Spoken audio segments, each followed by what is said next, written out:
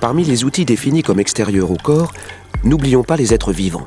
Et oui, on peut utiliser les autres comme des outils. Le poisson clown est immunisé contre le liquide urticant que sécrète l'anémone.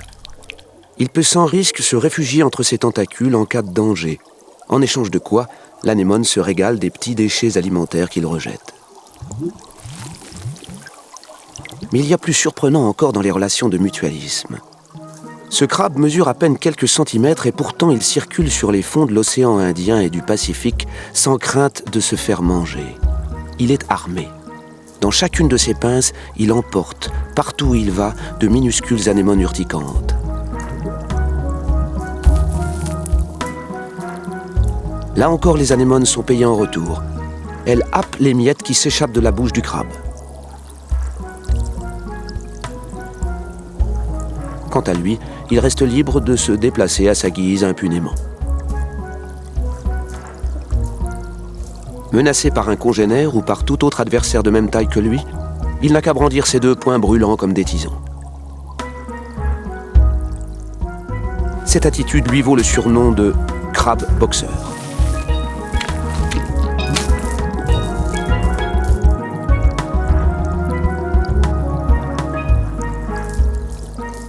Mais comment réagit ce fier à bras face à un prédateur beaucoup plus grand que lui? Un poulpe, par exemple.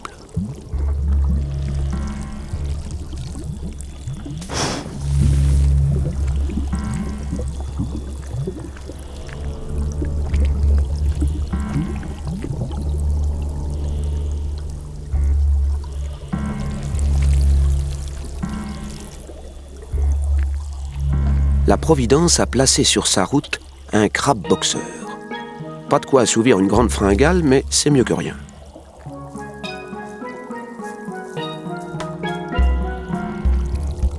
Le poulpe risque un tentacule. Pour le retirer aussitôt, surpris par la brûlure. Le crabe, lui, est toujours prêt à en découdre et a démontré qu'un nabot doté de l'arme adéquate peut faire fuir un géant suréquipé.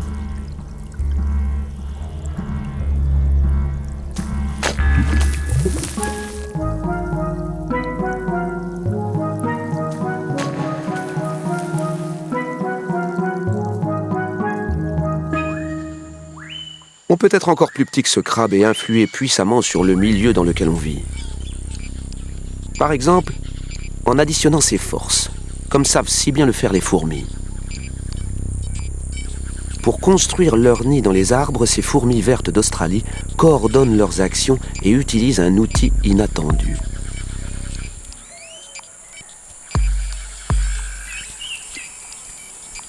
Première étape, rapprocher les feuilles les unes des autres en les pinçant et en tirant dessus. Pour cela, les ouvrières font des chaînes, des ponts suspendus. Ce geste multiplié par des centaines d'individus produit une traction de plusieurs kilos.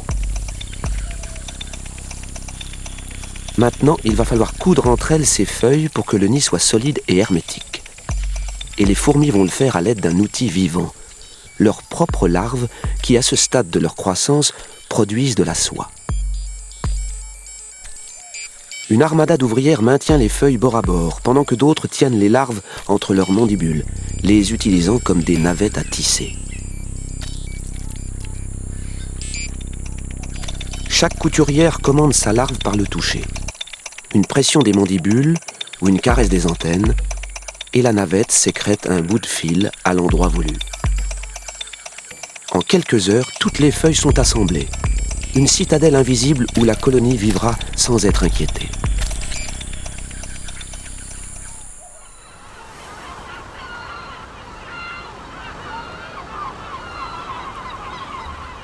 Si les fourmis mettent au service de leurs actions une intelligence collective, d'autres animaux comme les singes savent mettre à profit une intelligence individuelle.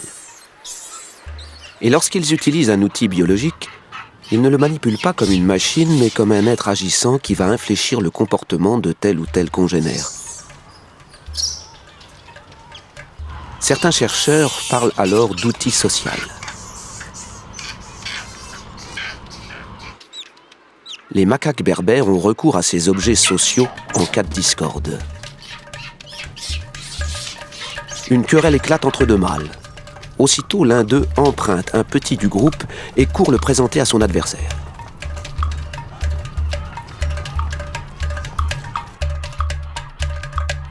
Le conflit est immédiatement désamorcé.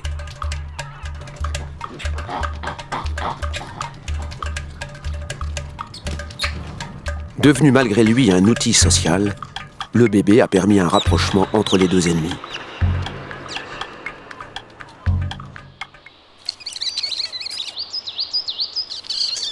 En pleine campagne, un petit vallon où règne une paix bucolique, en apparence.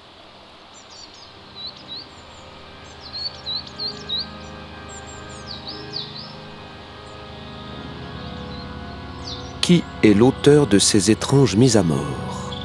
Et pourquoi a-t-il ainsi empalé ses victimes? Inutile de chercher bien loin. C'est à cet oiseau qu'il faut demander des comptes. La pie grièche écorcheur. On l'appelle en anglais butcherbird, l'oiseau boucher, à cause de sa façon de dépouiller ses proies. Si elle embroche sur des épines les rongeurs qu'elle chasse, c'est pour mieux les dépecer.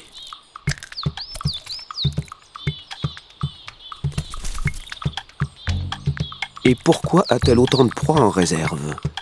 En prévision du mauvais temps. En Europe, où la pie grièche écorcheur revient nicher après son hiver sous les tropiques, les étés sont souvent pluvieux. Or, ces oisillons ont un appétit féroce, alors pour ne jamais manquer de nourriture, la pie grièche chasse les jours où la météo est favorable et se constitue ainsi un garde-manger.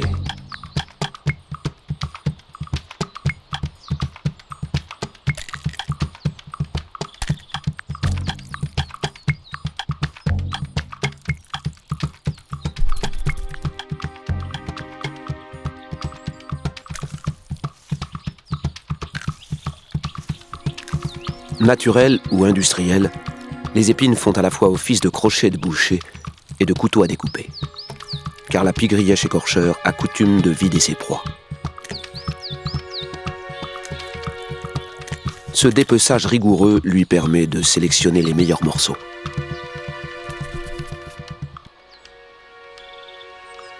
Le pieu utilisé par cette ravissante bouchère est bien un outil, puisqu'il sert à perfectionner une action, à la rendre plus efficace.